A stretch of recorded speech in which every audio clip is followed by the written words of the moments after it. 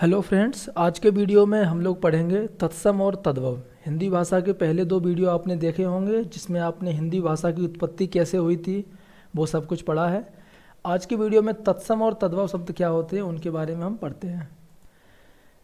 इस वीडियो को अच्छे से देखिए क्योंकि तत्सम और तद्भव से क्वेश्चन काफ़ी आते हैं। आप किसी भी एग्जाम में देखेंगे, यूपीटीटी, सुपर टेट, इन सब में इनसे क्वेश्चन आते हैं पहचानने के लिए शब्द।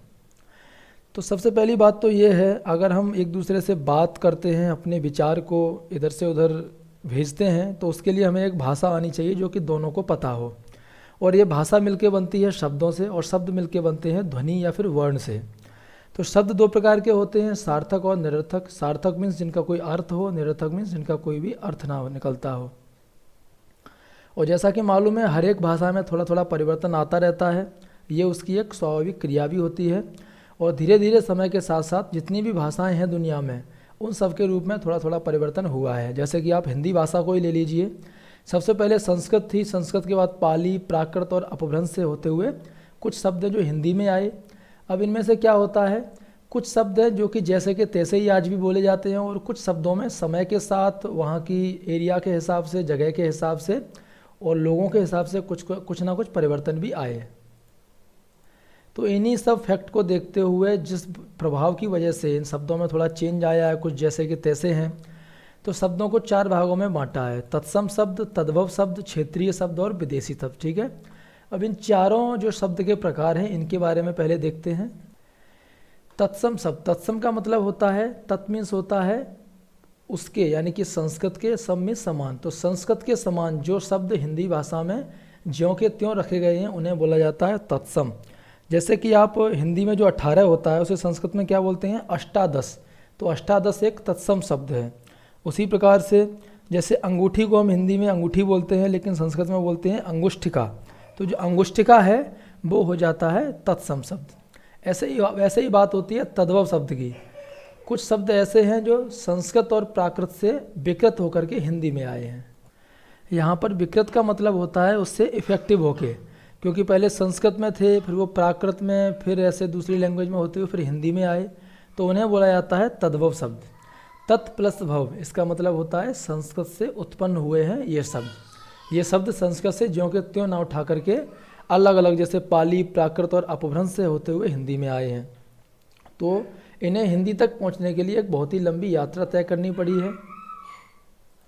लेकिन क्या होता है कि ये शब्द संस्कृत से लेकर यहाँ तक जो लंबी यात्रा तय की है, इसमें क्या होता है कि वहाँ के देश और काल की वजह से, वहाँ के प्रभाव की वजह से इनमें और भी ज़्यादा विकृति आ गई है, तो इससे उनके मूल रूप का पता नहीं चलता है। तो हिंदी भाषा में ऐसे बहुत सारे शब्द हैं, ऐसे बहुत सारे तद्भव हैं जो कि संस्कृत और प्राकृत से होते हुए हिंदी में आए हैं। फॉर एग्जाम्पल, जैसे कि अग्नि का आग है तद्भव, पुष्प को हम फूल बोलते हैं अभी, चतुर्थ को हम चौथा बोलते हैं। तो ये सब क्या है, तत्सम है, और ये क्या हो गए हैं, तद्भव हो गए हैं, इनका एक बदला हुआ रूप।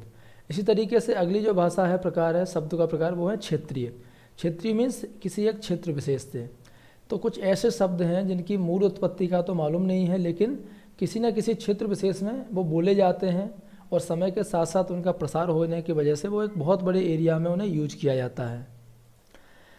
तो ऐसे शब्दों को हम खास करके नॉर्मल बोलचाल में यूज करते हैं, जैसे खिड़की, लोटा, डिब्बा।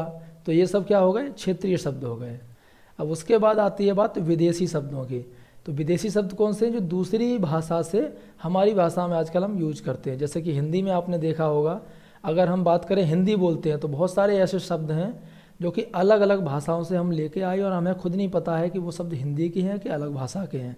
जैसे फारसी, अरबी, तुर्की, अंग्रेजी और पुर्तगाली। लेकिन सबसे ज़्यादा जो इफेक्ट पड़ा है वो पड़ा है फारसी से। क्यों पड़ा है, क्योंकि जो मुग़ल काल था उसमें फारसी हमारे यहाँ की राजकीय भाषा हुआ करती थी। तो जिस वजह से राजकीय भाषा थी तो इसे बहुत ज़्यादा काम में यूज करते थे, पढ़ाई का माध्यम भी फारसी था। उस वजह से फारसी भाषा का हिंदी पर सबसे ज़्यादा प्रभाव हुआ है। अभी आपको एग्जाम्पल दे के बताता हूँ। कुछ तत्सम और तद्भव शब्द हैं जो कि काफ़ी इंपॉर्टेंट हैं और एग्जाम्स में आते हैं।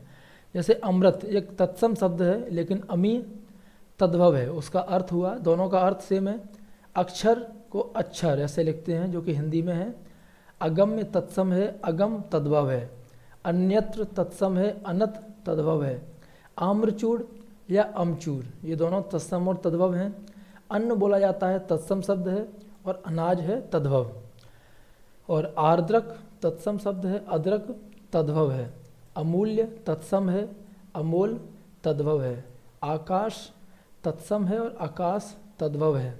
तो हम लोग नॉर्मली यूज में आकाश शब्द बोलते हैं, लेकिन ये एक तत्सम शब्द है जो कि संस्कृत में भी सेम बोला जाता है। अनशन तत्सम है और अनशन तत्सम तद्भव है। अंजलि यह है तत्सम, अंजुलि है तद्भव। अग्रणी तत्सम शब्द है, अगाड़ी तद्भव शब्द है। इसी तरीके से आप देखिए ये बहुत सारे तत्सम और तद्भव शब्द हैं। आप चाहे तो इसका स्क्रीनशॉट ले लीजिए, जिससे कि आपको बाद में याद करने में आसानी रहेगी। ये एकदम इम्पोर्टेंट वाले तत्सम और तद्भव शब्द हैं जो कि अक्सर आते हैं और आप लोग डाउट में पड़ जाएंगे। जैसे अंधकार, तो अंधकार एक तत्सम है या तद्भव है? हम लोग हमेशा यूज करते हैं हिंदी में अंधकार, लेकिन ये क्या है? एक संस्कृत का शब्द भी है, तत्सम शब्द है। और अंधेरा है तद्भव शब्द। और भी बहुत सारे ऐसे आपको मिलेंगे डेली यूज वाले, जैसे अज्ञान और अजान। तो अजान होता है तद्भव और अज्ञान हो गया तत्सम शब्द। स्तुति होता है तत्सम और अस्तुति होता है तद्भव शब्द। अधर्म एक तत्सम शब्द है और अधर्म होता है तद्भव शब्द। अट्टालिका एक तत्सम शब्द है और अटारी होता है तद्भव। आशीष एक तत्सम शब्द है और आशीष होता है तद्भव शब्द। उसी तरीके से और भी कुछ तत्सम और तद्भव हैं, जैसे अपठ और अपड़, ये तत्सम और तद्भव है। तो इन सभी तत्सम और तद्भव शब्दों का आप स्क्रीनशॉट ले लीजिए या अपनी बुक्स में देखिए, और जितना हो सके मैक्सिमम को आप याद करने की कोशिश ना करें, बस समझने की कोशिश करें। जैसे कि हर एक का मीनिंग समझें। आभूषण, आभूषण क्या है? ज्वेलरी होती है, लेकिन आभूषण क्या है? एक तत्सम शब्द है और आभूषण हो जाता है तद्भव शब्द। अद्य और आज दोनों का मीनिंग सेम है, लेकिन अद्य एक तत्सम शब्द है, आज एक तद्भव शब्द है। यहाँ पर और भी कुछ शब्द आपको मिल जाएंगे, जैसे अंगरक्षक यानी कि बॉडीगार्ड बोलते हैं, ये तत्सम शब्द है, और अंगरखा होता है तद्भव शब्द। और अगर धीरे धीरे आप देखते जाएं इन सभी शब्दों को, जहाँ भी आपको लगे कोई शब्द ऐसा है जो कि आप नॉर्मली हिंदी में भी अपनी भाषा में यूज करते हैं, तो आप उस पर थोड़ा अच्छा सा ध्यान दें। बाकी आप देख सकते हैं, और ऐसे ही क्वेश्चन इंपॉर्टेंट वाला ही एक आ जाएगा जो कि आप सब कन्फ्यूज हो जाएंगे कि तत्सम कौन सा है और तद्भव कौन सा है। तो दोस्तों, तत्सम और तद्भव इन शब्दों के बारे में आपने समझ लिया है कि तत्सम कौन से होते हैं, तद्भव कौन से होते हैं, शब्दों के प्रकार क्या होते हैं, और एग्जाम्पल दे करके भी मैं आपको बता रहा हूँ। आप इनका स्क्रीनशॉट लेते रहिए, और तो आपको अच्छे से मालूम चल जाएगा कि तत्सम कौन से हैं, तद्भव। जैसे कि क्षीर, क्षीर एक तत्सम शब्द है, और क्षीर का जो मीनिंग है, जो कि खीर का मीनिंग है सेम है, लेकिन खीर क्या है? एक तद्भव है जो हम डेली यूज करते हैं। क्षत्रिय, क्षत्रिय है एक तत्सम शब्द, खत्री है एक तद्भव शब्द। तो ऐसे ही आपको बहुत सारे शब्द मिलेंगे, आपके पास भी बुक में मिल जाएंगे। तो आपको ये चैप्टर समझ में आ गया होगा, अभी तत्सम और तद्भव का मीनिंग समझ में आया होगा। अगले वीडियो में हम लोग इसके कुछ क्वेश्चन और आंसर को सॉल्व करेंगे। तो दोस्तों, वीडियो कैसा लगा आपको कमेंट करके ज़रूर बताएं। और यूपीटीईटी और सुपर टेट इनकी तैयारी करने के लिए आप मेरे साथ बने रहिए। ऐसे ही जैसे कि हिंदी का भी आप पढ़ रहे हैं, हिंदी के बाद और भी सब्जेक्ट हैं, इनकी हम तैयारी करेंगे धीरे धीरे करके, और एकदम बेसिक से तैयारी करेंगे, जैसे मैं आपको अभी बता रहा हूँ। आपको कहीं भी समझ में नहीं आता है, मुझसे कमेंट करके पूछिए, मैं आपको बताऊँगा, चाहे यूपीटीईटी के बारे में या फिर उसकी तैयारी के बारे में। धन्यवाद दोस्तों।